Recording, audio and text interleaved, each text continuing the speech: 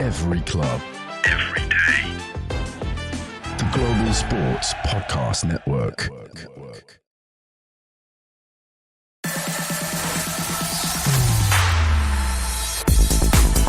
Your daily soccer podcast with the Global Sports Podcast Network.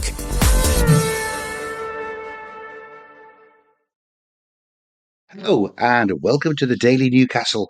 My name is Iain Mackay. I'm here to preview Everton against Newcastle United on Saturday. I'm here on my own, unfortunately. Kev dragged away to do his new dad stuff. Michael missing. You say Michael's done lots this week, to be fair to him.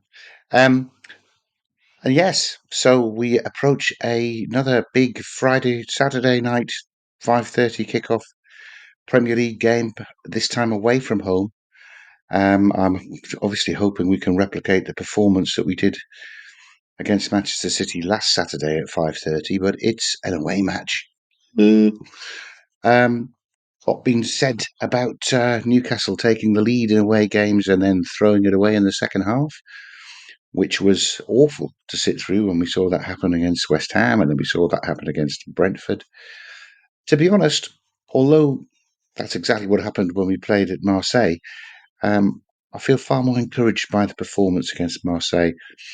I think we did very well in the first half, certainly gave as good as we got.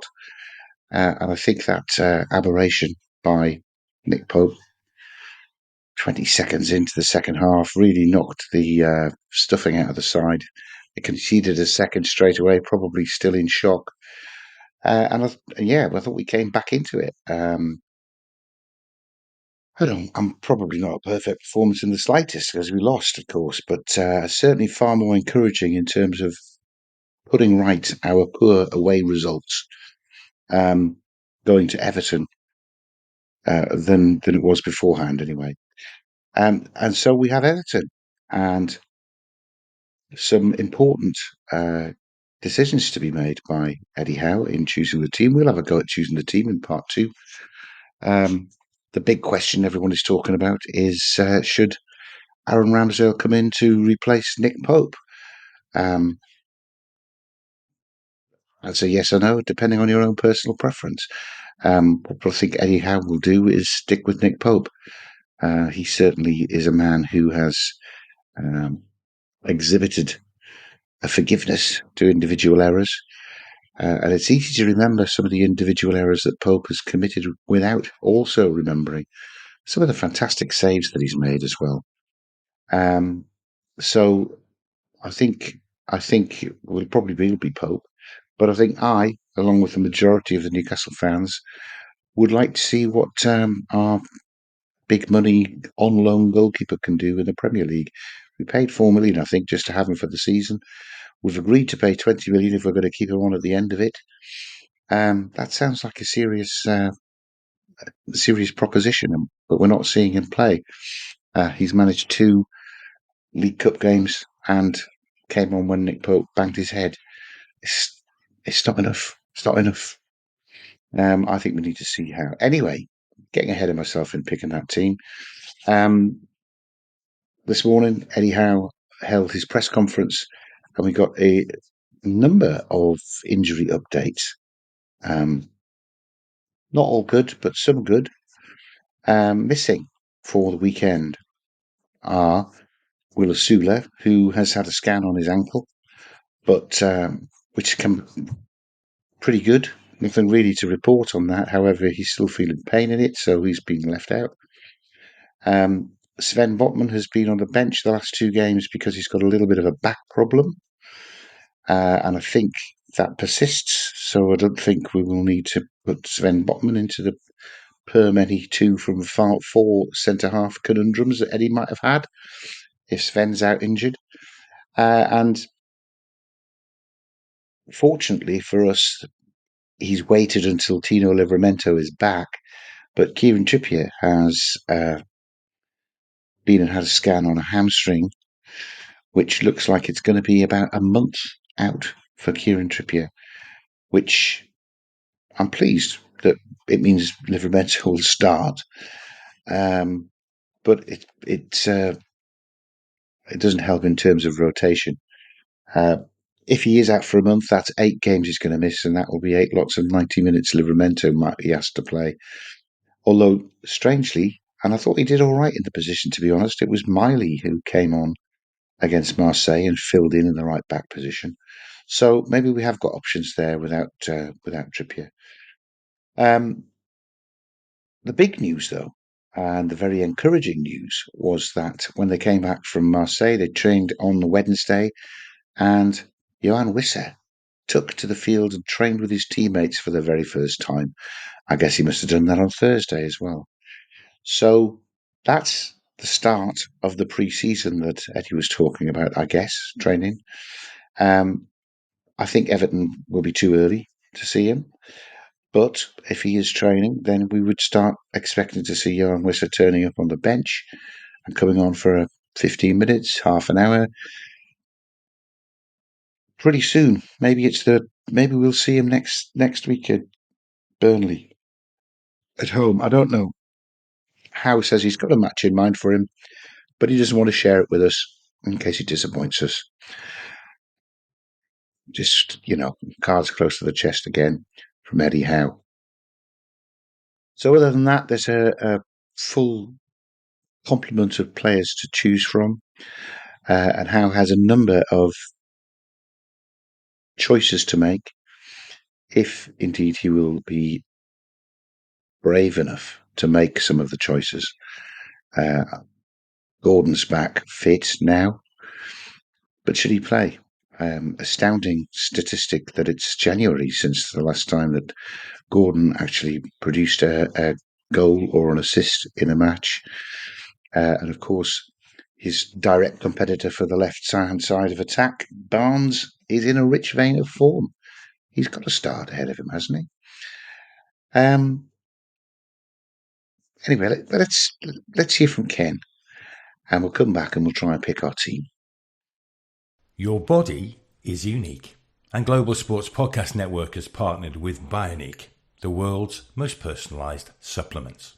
Bioniq provide 100% tailor-made supplements designed to deliver precisely what your body needs at exactly the right levels to optimise your health. No guessing. So click the link in the show notes. Use the code GSPN2025 for 40% off your first month's subscription. Bioniq. Don't settle for off-the-shelf solutions made for just anybody. Get what's right for you right now. Part 2. Who's playing who? I possibly should have said it. I did look at the Everton press conference, by the way, and Moyes confirmed Seamus Coleman's injured, and that's I'm not sure he would have been first choice, but certainly would have been in the squad. And of course, they are missing Idrissa Gueye, sent off last week for punching Michael Keane, his own player, which is passionate, but I don't know. Moyes seemed to be quite happy with his players fighting each other because they're so passionate. I don't know. I'm not sure that Tower would take the same line. So that's somebody out of midfield for Everton, where they already were slightly weakened. But I'm not going to pick the Everton team. I'm going to pick the Newcastle team. I'm going to pick my Newcastle team, and then what I think Eddie would do. In goal, I would have Aaron Ramsdale. I think Eddie Howe will go with Nick Pope. That's just a straight choice, I think. And I think Ramsdale, in the few moments we've seen him give a cameo against Tottenham in the Carabao Cup, I thought he was very good. And certainly in the away matches, Pope has dropped a clanger or two. I think it's time to switch. I don't think Eddie Howe will. The back four, I think both Eddie and me would put Tino Livramento at right back and Lewis Hall at left back. If Botman is out injured, that means we've got to pick two from the three: Chow, Shah, and Byrne. I think I would go Chow and Shah. I thought they looked really good against Man City. But I think it will be Chow and Byrne. And of course, I can't complain about that. Dan Byrne has filled in at left back, improvised at left back, really. But, we can't forget that he is an England centre half now. And he was very, very good in the first few games of the season playing centre half. So, take your pick. I would go Chow Shah. In midfield, Joe Linton didn't play against Marseille, so I think he's got to come into the midfield. And I think Howe will start Gamarish and Tonali as well, because this is a critical game. We need an away win, and that's currently the strongest midfield. I think there'll be changes after an hour. Hopefully, we can get ahead. I think we might see Ramsey, we might see Miley come on to relieve two of the three, probably Gamarish and Tonali.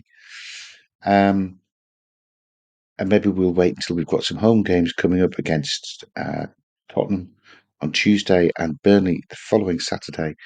That might be where Gamarish or Tonali doesn't start a game. Maybe one each. One game each they'll sit out and maybe be there to come on in if we need them in the second half. But they need a rest. We can't play them 60 times a season. So I will go for Tonali, Gamarish and Joe Linton. And I suspect Howe might do the same. Up front, it's. I think Voltemada has to play centre forward. I know Gordon started centre forward against Marseille, often puffed a little bit. Can't have a centre forward who hasn't had a goal involvement for 10 months, surely. Voltemada up front. I think Barnes and Tonali have both done better in the last couple of games at getting closer to Voltemada to bring him more into the game. That's key. We need to play in the Everton half. But Barnes, in the rich vein of form that he's in, has got to start on the left. And I think it's Murphy again on the right. I thought Alanga did okay when he came on against Marseille, but I don't know if he did enough to dislodge Murphy, who seems to be able to produce a fantastic ball into the box once every 10 or 15 minutes. Just have to try and get Voltemada far enough up the pitch to be able to challenge for some of these. So that's what I would pick. Murphy, Barnes and Voltemada up front. I think we might see he's got to pick Barnes, but he might pick Gordon to play down the right and leave Murphy on the bench. Old Eddie. I don't know. Obviously, if you get a chance to let me know what you think of my choices compared to Eddie Howe's choices, or whether your choices would be any different, please leave a message for us down below there.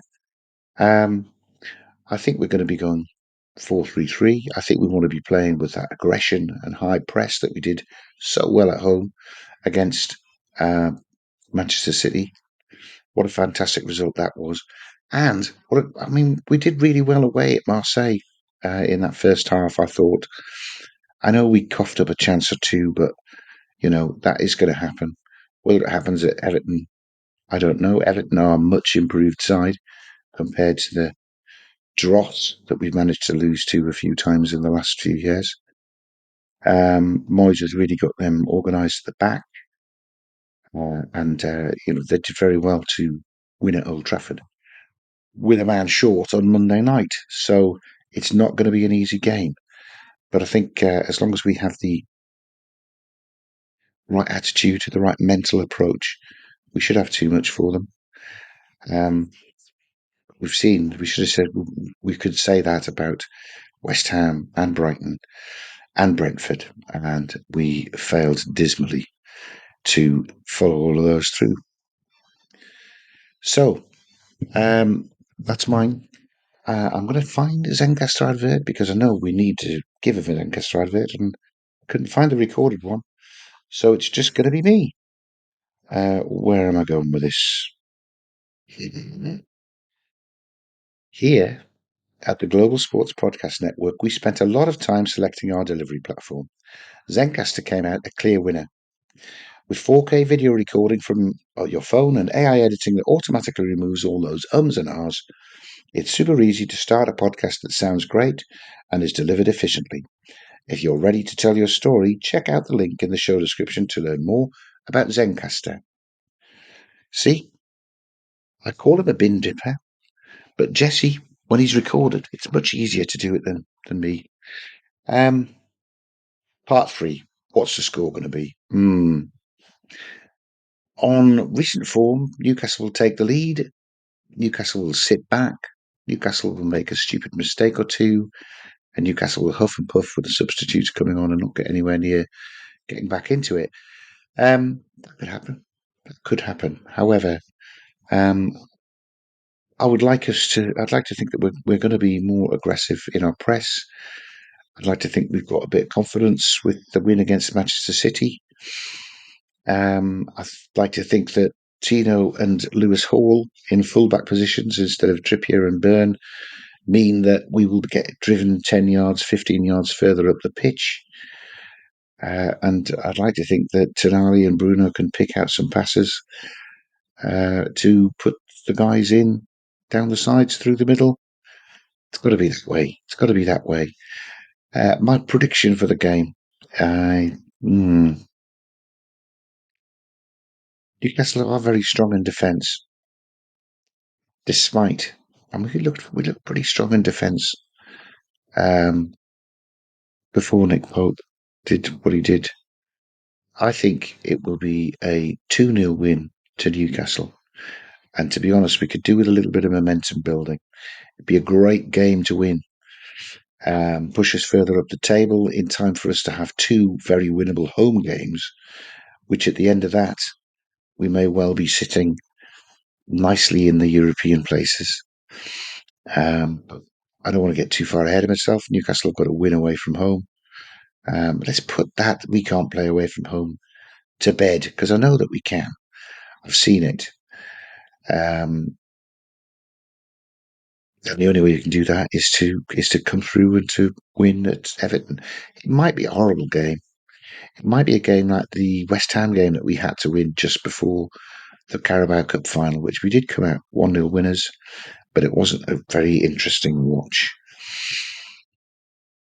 I'm going to go 2-0. I'm going to go 2-0 Newcastle. And at the start of this revival that I am convinced we'll go on a run, because we always do, don't we?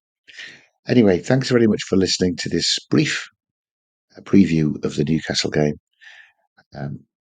We'll look to see how close we are with the score, how close we are with the team selection. If I've got it completely wrong, please let me know. If you've liked it, and you don't want to miss any more Daily Newcastle, please like and subscribe to the video, get us on YouTube, see how white my beard will go before I shave it off. All those sort of unanswered questions will be answered in coming weeks.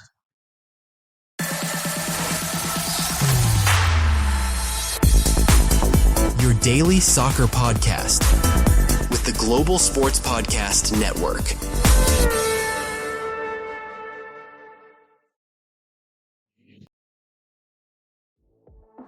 Every club, every day. The Global Sports Podcast Network.